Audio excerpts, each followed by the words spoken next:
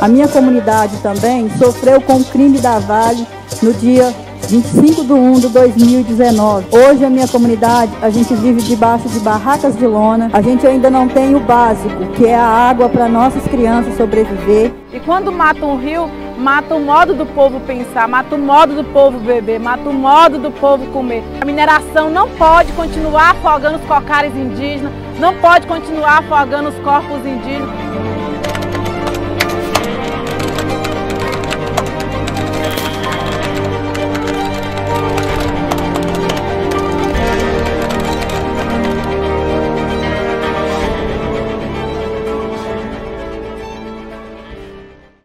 Mas o que é ser indígena? Infelizmente, a maioria das pessoas ainda tem uma ideia estereotipada do indígena de 500 anos atrás e detém que o indígena deve viver isolado no mato até hoje. E na verdade, ser indígena vai muito além disso. Ser indígena é se sentir parte de um povo, é defender esse povo com toda vontade, é querer que suas futuras gerações continuem a seguir os mesmos costumes, é a vontade de não deixar de falar nossa própria língua, é de não deixar cada aspecto dos nossos antepassados serem esquecidos apenas por capricho de alguém. Ser indígena é se sentir indígena além de tudo. O Manual de Comunicação da SECOM define que ser indígena significa originário, aquele que está ali antes dos outros. Para os pataxós, a identidade indígena vai além de pertencer a uma cultura.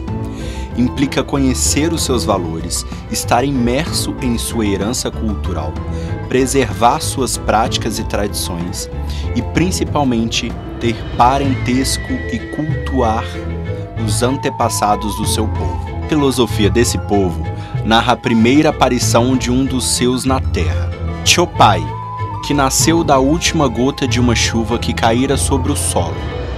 Depois vieram outras chuvas, outras gotas, e então os pataxó estavam por todos os lados. O histórico de interações entre povos indígenas e não indígenas no Brasil é marcado por violações desde o século XVI, incluindo expropriação de territórios, deslocamentos forçados e negação de direitos culturais e fundamentais.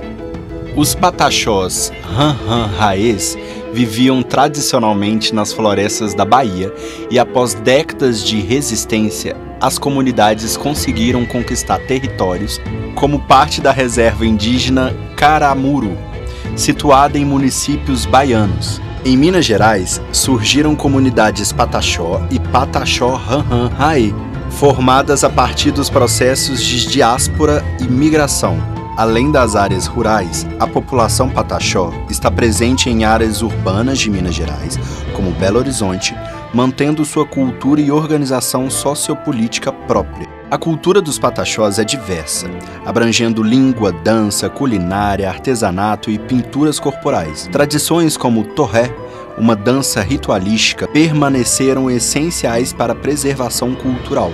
Os pataxó Ranhan-Raê mantém uma conexão espiritual e cultural profunda com o meio ambiente, valorizando a harmonia e o equilíbrio com a natureza. Vivendo da agricultura de subsistência, pesca e coleta de frutos nativos, eles praticam técnicas sustentáveis transmitidas oralmente entre gerações, incluindo conhecimento sobre plantas medicinais e ecossistemas locais. Enfrentando desafios como desmatamento e invasão de terras, os pataxó Ranhan-Raê lutam pela preservação de seus territórios, essenciais para a cultura e para a conservação ambiental. Sua cosmovisão é centrada na espiritualidade e no respeito à terra como um ser vivo e ancestral. Muitos estão ativos no ativismo ambiental, defendendo seus direitos territoriais contra a invasão de empresas e fazendeiros. O desastre em Brumadinho em 2019 não apenas foi um dos momentos mais trágicos e criminosos da história do Brasil, mas também afetou profundamente os indígenas que dependiam do rio Paraopeba para a subsistência. A comunidade Nau-Xanhan, contaminada por metais pesados após o colapso da barragem, enfrentou uma epidemia de doenças como diabetes e intoxicações. As enchentes subsequentes pioraram a situação, forçando a evacuação devido à contaminação contínua do rio. a realocação feita pela Vale não foi adequada, dispersando os moradores em condições precárias na região metropolitana de Belo Horizonte. A luta pela regularização fundiária de Nauxanã acabou sendo perdida devido aos crimes da mineradora. O genocídio continua. Líder da retomada indígena Camacan Mongoió, o cacique Merong Camacan foi encontrado morto em sua própria casa no dia 4 de março de 2024.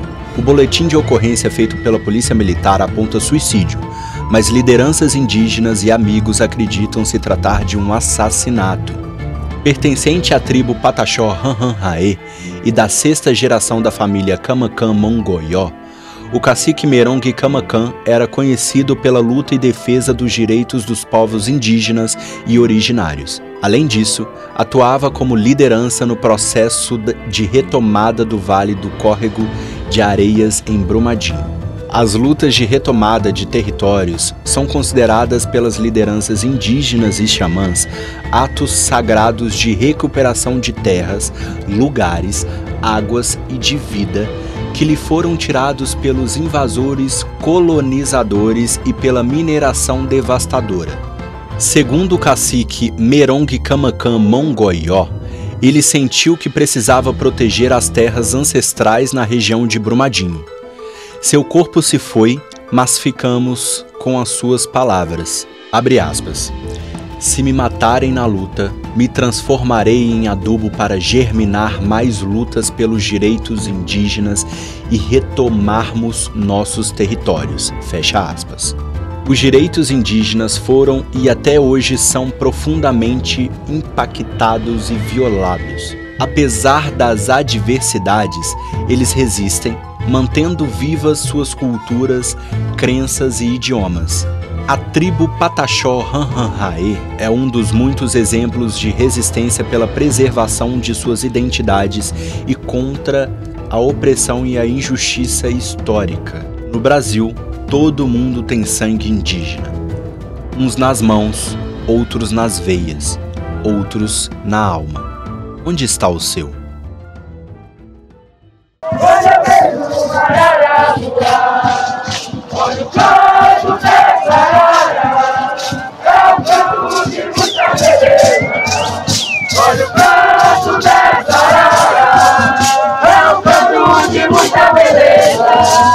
Não